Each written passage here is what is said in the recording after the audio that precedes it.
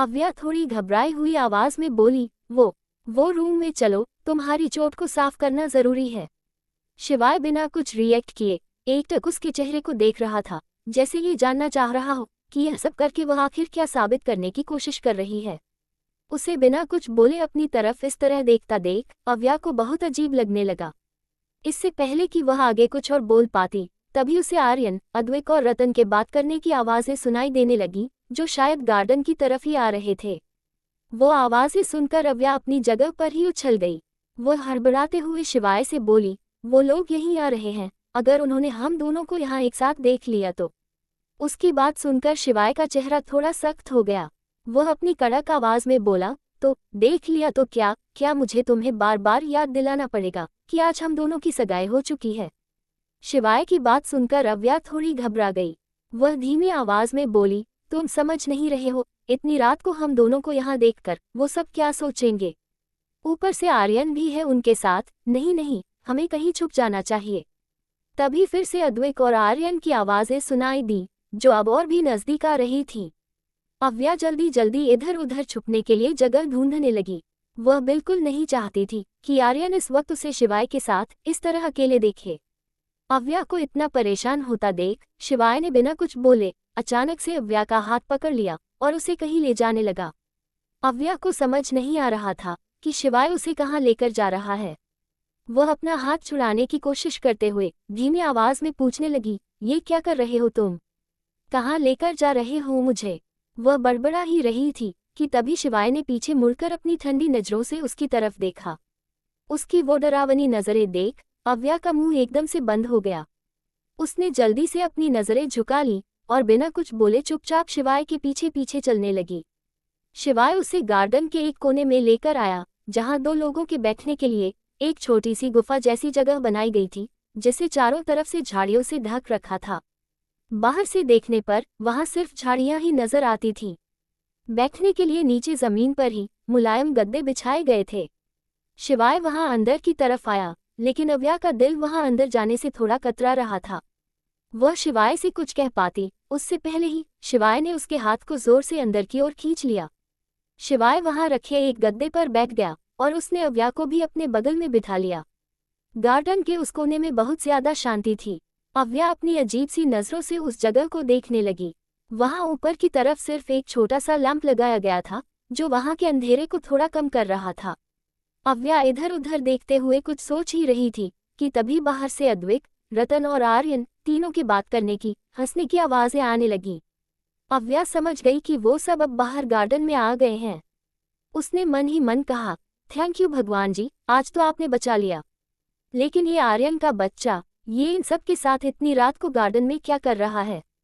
जरा बाहर क्या आ गया, अपने आप को बहुत बड़ा समझने लगा है। सुबह सबसे पहले मैं पापा से इसकी शिकायत करने वाली हूँ।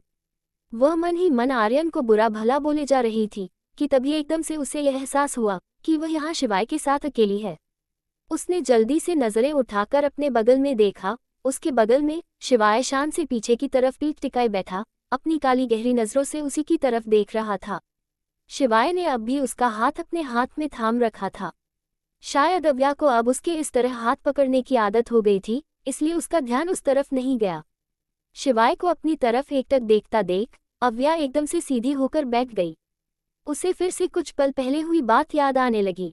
शिवाय का वह डरावना रूप याद आते ही वहां बेफिक्री से बैठी अव्या का दिल फिर से डर से भर गया। अपनी जिंदगी में पहली बार उसने किसी को इतना ज्यादा गुस्सा करते हुए और खुद के साथ इतनी बेरहमी से पेश आते हुए देखा था। उसने मन में सोचा, भगवान जी, कैसा इंसान है ये, कितना गुस्सैल और कितना खतरनाक, कैसे कोई अपने आप को ही इतना दर्द दे सकता है। लेकिन तभी उसे याद आया कि शिवाय के हाथ पर चोट लगी थी। शिवाय बगल में बैठे हुए तब से बिना पलके झपकाए अव्या के चेहरे को निहार रहा था। उसका नजरें घुमाकर इधर उधर देखना, फिर कुछ सोचते हुए बार बार अपनी पलकें फड़फड़ाना और फुसफुसाते हुए खुद से बातें करना, शिवाय ये सब देख रहा था।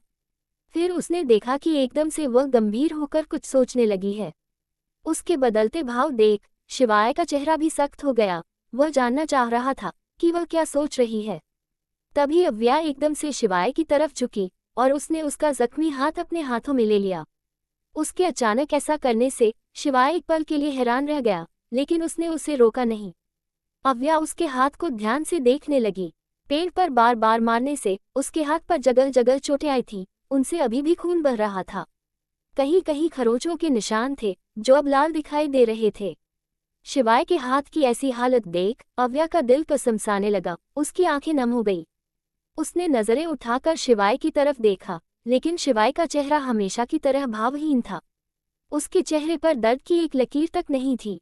उसे ऐसे देख अव्या हैरान रह गई। उसने मन ही मन सोचा, क्या यह इंसान सच में पत्थर दिल है? क्या इसे जरा भी दर्द नहीं होता? लेकिन फिर उसने अपने मन में आ रहे उन ख्यालों को रोक लिया। वो जानती थी कि इस बारे में सोचना फिजूल है। उसने एक पल के लिए कुछ सोचा और फिर अपने दुपट्टे के सिरे से शिवाय की चोट को बहुत धीरे धीरे साफ करने लगी। वही काम इतने आराम से कर रही थी जैसे वह खुद की चोट साफ कर रही हो। शिवाय उसे ये सब करते देख रहा था। वह अव्या की नम आंखें साफ देख पा रहा था। भले ही वह ऊपर से कुछ न दिखाए, लेकिन उसके अंदर बहुत ज्यादा उथल पुथल मची हुई थी। अव्या को अपनी इतनी परवाह करते देख शिवाय का दिल अलग ही एहसासों में खोने लगा। अव्या को देखते देखते वो खुद तो कब का अपने हाथ के दर्द को, उस चोट को भूल चुका था। उसे यकीन नहीं हो रहा था कि उसके परिवार के अलावा भी कोई ऐसा हो सकता है जिसे उसकी चोट से इतना फर्क पड़ता हो। तभी दर्द की एक तेज लहर शिवाय को अपने अंदर महसूस हुई। अनजाने में ही उसके मुंह से एक दबी हुई कराह निकली। अव्या जो बहुत धीरे धीरे अपने हल्के हाथ से शिवाय के जख्म को साफ कर रही थी, उसने अनजाने में उसकी चोट को थोड़ा जोर से दबा दिया था। शिवाय की कराह सुन अव्या ने जल्दी से उसकी तरफ देखा, एक पल के लिए ही, लेकिन शिवाय के चेहरे पर भी दर्द नजर आया। उसे ऐसे देख अव्या की आंखों से झरझर आंसू बहने लगे, जिन्हें उसने कब से रोक रखा था। चाहे वह शिवाय से कितनी भी नफरत क्यों न करती हो, पर आज उसे ऐसे दर्द में देख उसे बिल्कुल अच्छा नहीं लगा। शिवाय ने जल्दी से अपना चेहरा पहले की तरह कर लिया, जैसे कुछ हुआ ही ना हो। अव्या के आंखों से आंसू बहते देख उसे अपने दिल में बहुत ज्यादा बेचैनी महसूस हुई। उसने अपने दूसरे हाथ से अव्या के चेहरे को ऊपर किया और उसकी आंखों में झांकने लगा। वह कुछ कहना चाहता था, पर आज पहली बार उसे शिवाय सिंघानिया को कुछ कहने के लिए शब्दों की कमी महसूस हो रही थी। तभी अव्या घबराते हुए रोती हुई आवाज में बोली, आई एम रियली सॉरी। क्या तुम्हें बहुत दर्द हुआ? बोलते वक्त भी उसके आंसू रुक नहीं रहे थे। उसकी बात सुनकर अब शिवाय खुद को रोक नहीं पाया। उसने बिना कुछ सोचे एक झटके से अव्या को अपनी गोद में बिठा लिया। शिवाय ने उसके चेहरे को अपनी तरफ किया और उसके आंखों में देखते हुए बहुत धीमी आवाज में बोला, क्यों कर रही हो तुम ये? क्या कर रही हो तुम मेरे साथ? अव्या को बिल्कुल समझ नहीं आ रहा था कि शिवाय क्या कह रहा है। वह तो शिवाय के उसको ऐसे अचानक से गोद में बिठा लेने से पहले ही शॉक में थी। लेकिन फिर वो अपने आप को संभालते हुए फिर से शिवाय के जख्मी हाथ को देखने लगी। उसने थोड़ा हिचकिचाते हुए शिवाय से कहा, तुम्हारी चोट? लेकिन शिवाय ने उसकी बात का कोई जवाब नहीं दिया। उसने अव्या के गालों पर से बहते हुए आंसुओं को पोंछा और एकदम से अपने हाथ उसकी कमर के आसपास लपेट लिए। अव्या भी अब शांत हो गई थी। शिवाय को कुछ न बोलता देख उसने भी चुप रहना ही ठीक समझा, लेकिन अब उसे ऐसे शिवाय की गोद में बैठकर बहुत अनकंफर्टेबल फील हो रहा था। शिवाय के इतना ज्यादा करीब बैठना उसके दिल को बेचैन कर रहा था। उसने ध्यान दिया तो अब बाहर से भी अब कोई आवाज नहीं आ रही थी। वह थोड़ा हिचकिचाते हुए बोली, बाहर से अब कोई आवाज नहीं आ रही। लगता है सब अपने रूम में चले गए। हमें भी अब, वह बोल ही रही थी कि शिवाय ने उसके होठों पर अपनी उंगली रख दी और उसे चुप कराते हुए बोला, शांति से यहीं बैठी रहो, हमें कहीं जाने की जरूरत नहीं है। उसकी बात सुन अव्या कंफ्यूजन से उसे देखने लगी। उसने हैरानी से उससे कहा, लेकिन यहाँ कैसे? अव्या को अपनी बात काटते देख शिवाय एकदम से गुस्से में आ गया। उसने अव्या को अपनी ठंडी नजरों से घूरा, जैसे अपनी आंखों से ही उसे चुप रहने के लिए कह रहा हो। उसकी गुस्से भरी आंखें देख अव्या ने जल्दी से अपनी नजरें झुका ली। अव्या को फिर से शिवाय से डर लगने लगा। शिवाय को भी समझ आ रहा था कि अव्या फिर से उससे डर रही है। उसने अव्या को अपने थोड़ा और नजदीक करते हुए उसके हाथ को अपने हाथ में पकड़ लिया। ये वही हाथ था जिसे सगाई के बाद शिवाय ने बेरहमी से दबाया था। शिवाय ने उसके हाथ को अच्छे से देखा तो अंगूठी पहनी हुई उंगली में अभी भी थोड़ी सूजन बाकी थी। वह देख शिवाय को बिल्कुल अच्छा नहीं लगा। एक पल के लिए उसके दिल में आया, क्या इसके लिए उसे अव्या से माफी मांगनी चाहिए, लेकिन उसने जल्दी से उस ख्याल को अपने दिल से झटक दिया। माफी जैसा शब्द उसके लिए बना ही नहीं था। उसने अव्या की तरफ देखा। अव्या ने अभी भी डर से अपनी नजरें झुका रखी थी। शिवाय ने उसकी तरफ देखते हुए ही थोड़ी कड़क आवाज में कहा, तुमसे कहा था ना मैंने, मुझे गुस्सा मत दिलाया करो। उसकी बात सुन अव्या ने जल्दी से अपनी पलकें ऊपर कर शिवाय के चेहरे को देखा। एक पल के लिए दोनों की नजरें एक दूसरे से टकराए। शिवाय ने अव्या के हाथ को अपने चेहरे के करीब लाया और बहुत ही कातिलाना अंदाज में उसने अव्या की उसी चोट लगी हुई उंगली को बहुत प्यार से अपने होठों से चूम लिया। उसकी आंखें अव्या की आंखों में देख रही थी। वो फिर से अव्या के हाथ को चूमते हुए बेहद मदहोशी भरी आवाज में बोला, आगे से कभी मुझे गुस्सा मत दिलाना। तुम पर गुस्सा करना मुझे पसंद नहीं है। अपने हाथ पर शिवाय के होठों का स्पर्श महसूस कर अव्या का दिल जोर जोर से धड़कने लगा। उसने शर्म से अपनी नजरें झुका ली। वह जैसे तैसे अपनी धड़कनें काबू करने की कोशिश करने लगी, लेकिन शिवाय कहाँ रुकने वाला था। वह बिना रुके कभी उसके हाथ को तो कभी उसकी उंगली को अपने होठों से चूम रहा था। अव्या का चेहरा शर्म से पूरी तरह से लाल हो गया था। उसे समझ नहीं आ रहा था कि वह शिवाय को कैसे रोके। तभी उसके दिल में कुछ आया। उसने हल्की से अपनी पलकें ऊपर कर शिवाय की तरफ देखा। वो बहुत हिम्मत कर थोड़ा घबराते हुए शिवाय से बोली, क्या मैं तुमसे कुछ पूछ सकती हूँ? अव्या की आवाज सुन शिवाय ने उसकी तरफ देखा, जैसे कह रहा हो, बेशक पूछो। अव्या अपनी नजरें झुकाते हुए धीमी आवाज में बोली, तुमने कुछ देर पहले खुद के साथ ऐसा क्यों किया? क्यों अपने आप को इतना ज्यादा दर्द दिया? शिवाय को बिल्कुल नहीं लगा था कि अव्या उससे ऐसा कुछ पूछेगी। उसका सवाल सुन शिवाय भी थोड़ा सोच में पड़ गया। उसे खुद नहीं पता था कि उसने ऐसा क्यों किया था। शिवाय ने अव्या को खींचकर अपने थोड़ा और करीब कर लिया और उसके कंधे पर अपना सिर रखते हुए बोला, मुझे नहीं पता कि मैंने वो क्यों किया।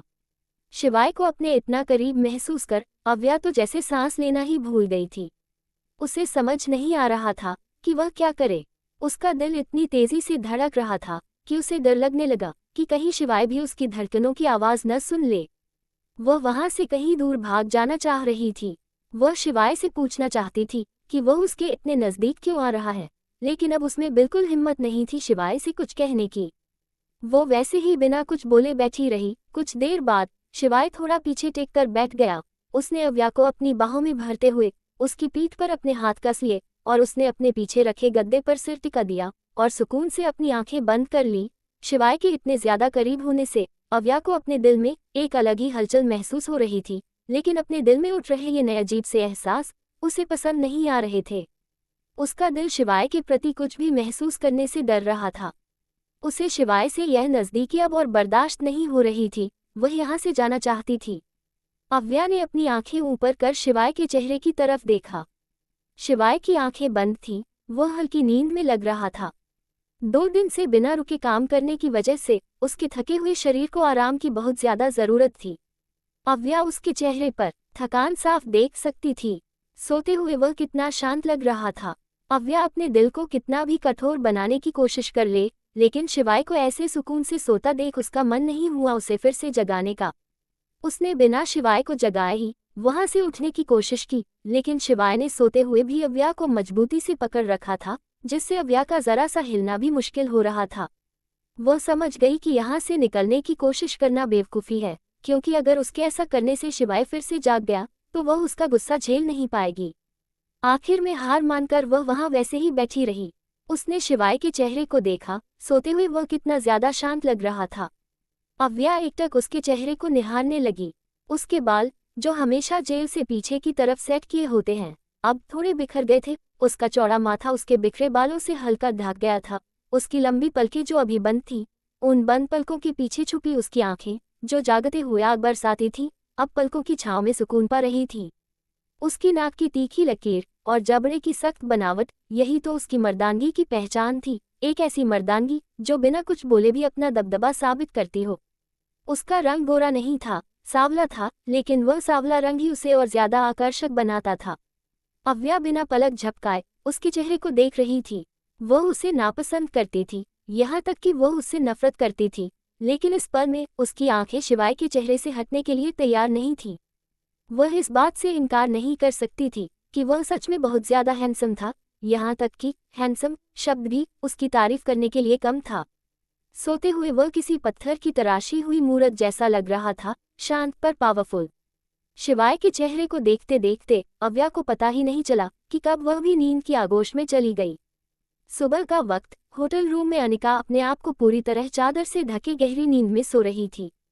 तभी उसके कानों पर मोबाइल के जोर जोर से बजने की आवाज पड़ी। उस आवाज को सुन अनिका हड़बड़ा कर उठ गई।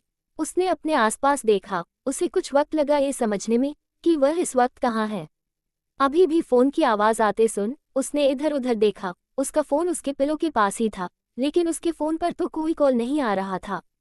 तभी उसकी नज़र बेड के दूसरी तरफ की कॉफी टेबल पर गई, जहां रखा मोबाइल फोन बिना रुके बजता ही जा रहा था। अनिका ने जल्दी से उस फोन को उठाकर कॉल रिसीव किया और उसे अपने कानों से लगाया। सामने से कंचन जी की डांटने की आवाज आए, अव्या, अभी तक सोई हो तुम? मैं कब से तुम्हें फोन कर रही हूँ। उनके ऐसे डांटने से अनिका की सारी नींद एक पल में गायब हो गई। उसने अपने गले को थोड़ा ठीक किया, जिससे उसकी आवाज से यह न लगे कि वह अभी भी नींद में है। उसने कंचन जी से कहा, आंटी, अव्या नहीं, मैं हूँ अनिका। सामने से अनिका की आवाज सुन कंचन जी बोली, अरे अनिका बेटा, तुम हो? अव्या कहाँ है बेटा? वह उठ तो गई है ना? अव्या रूम में तो कहीं नहीं थी। अनिका को लगा कि शायद वह बाथरूम में हो। उसने कंचन जी से कहा, हाँ आंटी, वह बाथरूम में है। आप चिंता मत कीजिए, हम दोनों कब से जाग गए हैं। कंचन जी ने कहा, हाँ फिर ठीक है, दोनों जल्दी से फ्रेश हो जाओ, सब लोग नीचे एक साथ ब्रेकफास्ट करने वाले हैं। और बेटा, अव्या को थोड़ा अच्छे से तैयार कर देना, तुम तो जानती हो ना, यहाँ उसके ससुराल वाले भी हैं, उसे तो कुछ समझ नहीं आता। तुम हो उसके साथ तो मुझे कुछ फिक्र नहीं है। मैं कुछ देर में तुम दोनों के कपड़े तुम्हारे रूम में भिजवा दूंगी। अनिका ने उनकी बात मानते हुए कहा, जी आंटी, मैं उसे अच्छे से रेडी कर दूंगी, आप बिल्कुल टेंशन मत लीजिए। फोन कट कर वह वॉशरूम के पास आए और अव्या को आवाज लगाते हुए बोली, अव्या, आंटी का कॉल आया था, हमें जल्दी से फ्रेश होकर नीचे बुलाया है उन्होंने। लेकिन अंदर से कुछ आवाज न आती देख उसे कुछ अजीब लगा। उसने वॉशरूम के डोर पर जोर जोर से नॉक किया, लेकिन फिर भी अंदर से कोई रिस्पांस नहीं आया। अनिका ने डोर के हैंडल को घुमाना चाहा तो डोर लॉक ही नहीं था। अनिका ने वॉशरूम के अंदर झांका तो वहां कोई नहीं था। अव्या को वहां ना देख अनिका के चेहरे पर परेशानी के भाव आ गए। वह फिर से कमरे में आ गई। उसे समझ नहीं आ रहा था कि अव्या इतनी सुबह सुबह कहाँ चली गई है, ऊपर से उसका फोन भी रूम में ही था। इधर गार्डन में सबसे बेखबर अव्या और शिवाय एक दूसरे की बाहों में सोए हुए थे। शिवाय के हाथ अभी भी अव्या की कमर पर थे। अव्या तो नींद में पूरी तरह से शिवाय के ऊपर लेटी हुई थी। उसका चेहरा शिवाय के चेहरे के एकदम नजदीक था। सूरज की किरणें आंखों पर पड़ने से शिवाय की नींद टूटी। अभी उसकी आंखें पूरी तरह से खुली भी नहीं थी कि उसकी नज़र अपने ऊपर सोई हुई अव्या पर गई। आंखें खोलते ही उसे सबसे पहले अव्या का चेहरा नजर आया। सुबह की सुनहरी धूप अव्या के चेहरे पर पड़ रही थी, जिससे उसका चेहरा किसी तराशे हुए चंदन की तरह दमक रहा था। मंद मंद बहती हवा की वजह से उसके बिखरे बाल उसके चेहरे पर आ रहे थे। शिवाय की नज़रें अव्या के चेहरे पर ठहर गईं। उसके दिल में ख्याल आया कि सोते हुए भी कोई इतना खूबसूरत और मासूम कैसे लग सकता है। उसके मन में अजीब सी हलचल हुई। उसका दिल करने लगा कि वह इस पल को हमेशा के लिए कैद कर ले। लेकिन फिर उसका दिमाग उसके दिल पर हावी होने लगा। वह फिर से अपने पहले वाले अवतार में आ गया। कुछ देर पहले अव्या को खूबसूरती से निहारते वक्त उसकी आंखें, जो थोड़ी नर्म हो गई थी, वो फिर से पहले की तरह सख्त हो गईं। शिवाय ने गौर से अव्या के सोते हुए चेहरे को देखा। उसके चेहरे पर सुकून दिखाई दे रहा था। वह उसे एकटक अपनी नज़रों से घूरते हुए बोला, बस इस पल को नहीं, बल्कि बहुत जल्द मैं तुम्हें ही अपनी दुनिया में कैद करने वाला हूँ। शिवाय सिंघानिया की कमजोरी बनती जा रही हो तुम, और मेरी कोई कमजोरी नहीं हो सकती। बस कुछ दिन और फिर तुम्हारा हर लम्हा मेरी मर्जी से शुरू होगा और मुझ पर ही खत्म। तुम्हारे हर एक पल पर सिर्फ मेरा हक होगा। इतना बोलकर शिवाय के चेहरे पर एक डेविल मुस्कान आ गई। उसे देखकर ऐसा लग रहा था कि अव्या अब उसके लिए सिर्फ इंतकाम नहीं, बल्कि उसकी जिद बन चुकी है, उसका जुनून बन चुकी है। वह उसे बर्बाद नहीं, बल्कि अपनी दुनिया में कैद करना चाहता था। सूरज की किरणें आंखों पर पड़ने से अव्या भी अब नींद में कसमसाने लगी थी। उसने धीरे धीरे अपनी आंखें खोली। उसकी आंखों में अभी भी नींद भरी हुई थी। उसने ऊपर देखा तो एकदम से उसके सामने शिवाय का चेहरा आ गया। उसने अपना मुंह बना लिया। वह अपनी आंखें मलते हुए बोली, ये खड़ूस अकड़ू इंसान अब ये नींद में भी आकर मुझे परेशान कर रहा है। उसकी बात सुन शिवाय ने एक टेढ़ी मुस्कान देते हुए एकदम से उसकी कमर पर चुटकी काट ली। अपनी कमर पर हल्का दर्द महसूस कर अव्या एकदम से उठकर बैठ गई। उसने अपने आसपास देखा। उसे समझ आ गया कि वह अभी भी गार्डन में है। वह जल्दी से सीधे बैठ गई। उसे धीरे धीरे रात में हुई हर एक बात याद आने लगी। अब उसकी हिम्मत नहीं थी पीछे मुड़कर शिवाय की तरफ देखने की। वह जल्दी से खड़ी होने की कोशिश करने लगी। वह खड़ी हो पाती तभी शिवाय ने पीछे से उसका हाथ पकड़ लिया। शिवाय के ऐसे हाथ पकड़ने से अव्या अपनी जगह पर ही रुक गई, लेकिन उसने शिवाय की तरफ नहीं देखा। शिवाय भी अपनी जगह से खड़ा हुआ और अव्या के सामने आते हुए बोला, कहाँ भाग रही थी तुम? उसे अपने सामने खड़ा देख अव्या ने जल्दी से अपना सिर नीचे कर लिया। शिवाय ने फिर से अव्या के हाथ को देखा। उसकी वह अंगूठी पहनी उंगली अब काफी हद तक ठीक थी, उसकी सूजन भी कम हो गई थी। शिवाय ने अव्या का चेहरा अपनी तरफ किया। अव्या भी खुद को शांत करते हुए उसके चेहरे की तरफ देखने लगी। शिवाय ने अपनी उंगलियों में उसकी उंगलियां फंसा लीं और उसके चेहरे को देखते हुए अपनी गहरी आवाज में बोला, कल जो कहा था वो याद है ना तुम्हें?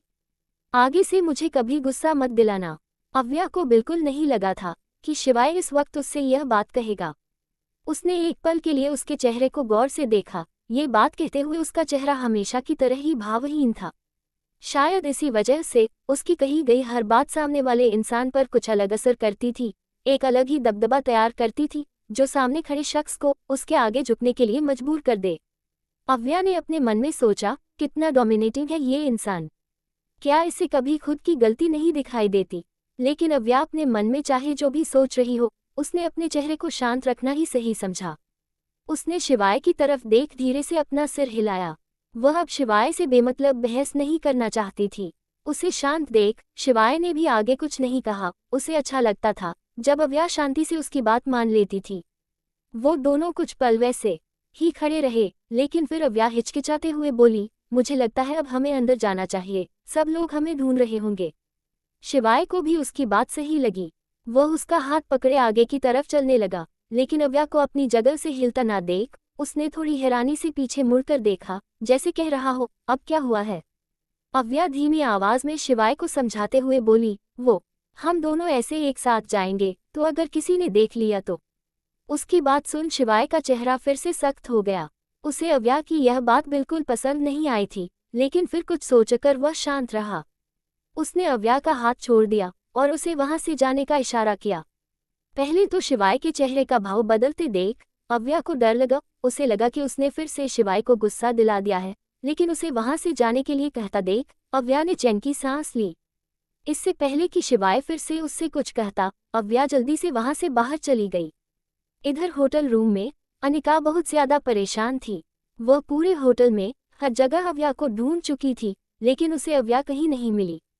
यहाँ तक कि उसने होटल की छत पर भी देख लिया था, लेकिन अव्या वहां भी नहीं थी। वह बहुत ज्यादा परेशान हो रही थी, ये सोच सोचकर कि अव्या ऐसे अचानक कहाँ गायब हो गई है। उसे समझ नहीं आ रहा था कि अब वह कंचन जी से क्या कहेगी। वह परेशानी से अपना सिर पकड़े बेड पर बैठ गई और कुछ सोचने लगी। तभी रूम के दरवाजे पर किसी ने नॉक किया। उसने घबराकर दरवाजे की तरफ देखा। उसे लगा कि कहीं कंचन जी तो यहाँ नहीं आ गई हैं। उसकी हिम्मत नहीं हो रही थी आगे बढ़कर दरवाज़ा खोलने की, लेकिन बाहर से बार बार कोई दरवाजे पर नॉक किए जा रहा था। अनिका के पास अब दरवाज़ा खोलने के अलावा कोई और ऑप्शन ही नहीं था। वह डरते डरते दरवाज़ा खोलने लगी। उसने आधा दरवाज़ा ही खोला होगा, तभी उसको पीछे धकेलते हुए अव्या कमरे के अंदर घुसी और उसने जल्दी से दरवाज़ा बंद कर दिया। पहले तो अनिका को समझ ही नहीं आया कि अभी अभी क्या हुआ है, लेकिन अव्या को आया देख उसने एक चैन की सांस ली। तभी अव्या, जो भागते भागते यहाँ आने के कारण हाँफ रही थी, वह बेड पर बैठते हुए अनिका से बोली, यार अनिका, कितनी देर लगा दी तूने दरवाज़ा खोलने में? अच्छा हुआ मुझे किसी ने देखा नहीं। उसकी बात सुन अनिका का गुस्सा बाहर आने लगा। वह अव्या के सामने जाकर खड़ी हो गई और अपने दांत पीसते हुए उससे बोली, अव्या की बच्ची, कहाँ चली गई थी तू सुबह सुबह, वो भी अपना फ़ोन रूम में छोड़कर? तुझे पता है मैं कितना परेशान हो गई थी। अगर आंटी को पता चला होता ना तो अच्छे से खबर लेती तेरी। कंचन जी का जिक्र सुन अव्या एकदम से डर गई। वह अनिका का हाथ पकड़ते हुए बोली, मैं तो बस गार्डन में घूमने गई थी यार, मुझे क्या पता था कि वो खड़ूस अकड़ू इंसान वहां पर भी आ जाएगा। इतना बोलकर अव्या जो गार्डन में हुआ वो सब कुछ अनिका को बताने लगी। अव्या की बात सुन अनिका भी हैरान हो गई थी। उसे भी यकीन नहीं हो रहा था कि शिवाय इतना ज्यादा सनकी है जो उसने अपने ही हाथ को जख्मी कर लिया। लेकिन फिर वह अव्या को समझाते हुए बोली, जाने दे अव्या, ज्यादा मत सोच। चल जल्दी से तैयार हो जाते हैं, आंटी ने हमें जल्दी नीचे आने के लिए कहा है और स्पेशली तुझे अच्छे से तैयार करने के लिए कहा है। अगर उन्होंने हमें अब भी इस हाल में देख लिया तो हमारी खैर नहीं। उसकी बात सुन अव्या ने भी हाँ में सिर हिला दिया। फिर वो दोनों जल्दी जल्दी तैयार होने लगे। कंचन जी ने अव्या के पहनने के लिए एक वाइन कलर का लॉन्ग अनारकली ड्रेस भेजा था। अनिका ने अव्या का हल्का सा मेकअप किया, जो करते वक्त भी अव्या बहुत ज्यादा नाटक कर रही थी। कुछ देर में तैयार होकर वो दोनों होटल के डाइनिंग एरिया में आए। वहां पहले से ही सभी लोग मौजूद थे, बस अद्विक, आर्यन और रतन को छोड़कर। शिवाय भी कुछ देर पहले वहां आ चुका था। वहां आते ही अव्या ने सभी बड़ों का आशीर्वाद लिया। विजया जी उसका चेहरा ऊपर करते हुए बोली, नींद तो अच्छे से आई ना बेटा? क्या तुम्हारा सिर दर्द कम हो गया? उनका सवाल सुन अव्या को याद आया कि कल रूम में जाते वक्त उसने सिर दर्द का ही बहाना बनाया था। उसने हल्के मुस्कुराते हुए कहा, जी अब ठीक है। विजया जी ने उसके सिर पर हाथ फिराया और बोली, ठीक है बेटा, अब जाओ, जल्दी से ब्रेकफास्ट कर लो। अव्या ने हाथ में अपना सिर हिलाया और बैठने के लिए सीट देखने लगी। अनिका तो पहले ही जाकर रीवा के बगल में बैठ गई थी। अव्या भी वहीं पर बैठने का सोच रही थी, तभी उसकी नज़र शिवाय पर गई, जो अपनी गहरी काली नज़रों से उसी की तरफ देख रहा था। उसके बगल में एक सीट खाली थी। शिवाय ने उसे अपने बगल में आकर बैठने का इशारा किया, लेकिन अव्या में बिल्कुल हिम्मत नहीं थी इतने सारे लोगों के सामने शिवाय के बगल में जाकर बैठने की। वह उसे मना करने वाली थी, लेकिन अव्या को अपनी बात न मानता देख शिवाय उसे अपनी ठंडी आंखों से घूरने लगा, जैसे अपनी आंखों से ही उसे वार्निंग दे रहा हो। अव्या ने एक नज़र सबकी तरफ देखा, सब एक दूसरे से बात करने में व्यस्त थे। अव्या जाकर शिवाय के बगल वाली चेयर पर बैठ गई। कुछ देर में होटल का स्टाफ आकर सबको ब्रेकफास्ट सर्व करने लगा। सब बातें करते हुए अपना ब्रेकफास्ट एंजॉय कर रहे थे। आशुतोष जी, राजेंद्र जी और शेखर जी तीनों एक दूसरे में इतना घुल मिल गए थे कि उनकी बातें ही खत्म नहीं हो रही थी। विजया जी, कंचन जी, रेखा जी, वैष्णवी जी भी शादी की तैयारियों के बारे में चर्चा कर रहे थे। अनिका और रीवा तो अपने फेवरेट ड्रामा के बारे में बात कर रहे थे, जिसके पीछे वो दोनों इतना पागल थी। बस वहां अव्या और शिवाय ही थे जो एकदम चुपचाप बैठे अपना खाना खा रहे थे। लेकिन टेबल के नीचे शिवाय का हाथ अव्या के हाथ को कसकर पकड़े रखा था। वह बार बार अपनी उंगलियां अव्या की लंबी और पतली उंगलियों पर फिराता, उसकी पहनी चूड़ियों पर अपने हाथ फिराता, फिर उसके हाथ को अपने हाथ में और ज्यादा कस लेता। शिवाय कब से अव्या के हाथ के साथ खेल रहा था, लेकिन उन दोनों का चेहरा देखकर कोई नहीं बता सकता था कि टेबल के नीचे क्या हो रहा है। तभी राजेंद्र जी की आवाज सबके कानों पर पड़ी। सबको पता ही है कि 5 तारीख को शादी है, मतलब अब सिर्फ 15 दिन है हमारे पास शादी की तैयारियों के लिए। शादी का नाम सुनते ही अव्या के चेहरे की रंगत उड़ गई। शादी की तारीख पहले से ही तय थी, लेकिन अव्या को अभी भी ये सब एक्सेप्ट करना मुश्किल हो रहा था। ऊपर से शिवाय का डोमिनेटिंग नेचर, उसे फिर से कल का शिवाय का वो डरावना रूप याद आने लगा। वो याद आते ही उसे फिर से डर लगने लगा। वह सोचने लगी कि कैसे वह इतने खतरनाक आदमी के साथ अपनी जिंदगी बिता पाएगी। घबराहट से उसके हाथ कांपने लगे। शिवाय जो अव्या के बगल में उसका हाथ पकड़े बैठा था, उसने एकदम से अव्या की तरफ देखा। उसका पीला पड़ा चेहरा देख शिवाय की भौहें सिकुड़ गईं, उसकी आंखों में तीखापन उतर आया। उसे समझने में वक्त नहीं लगा कि यह किस वजह से है। उसने अपने हाथ में पकड़े अव्या के हाथ को एकदम से मसल दिया, जैसे अपना गुस्सा जता रहा हो। उसके ऐसे हाथ मसलने से अव्या को दर्द का एहसास हुआ।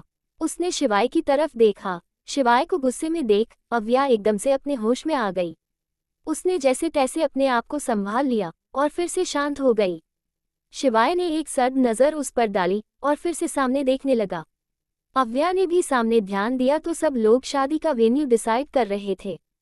तो दोस्तों, आगे इस कहानी में क्या होगा जानने के लिए सुनते रहिए माय क्रूल पॉसेसिव हस्बैंड। अगर आपको ये कहानी पसंद आ रही है तो प्लीज़ मेरे चैनल को सब्सक्राइब करिए। Thank you.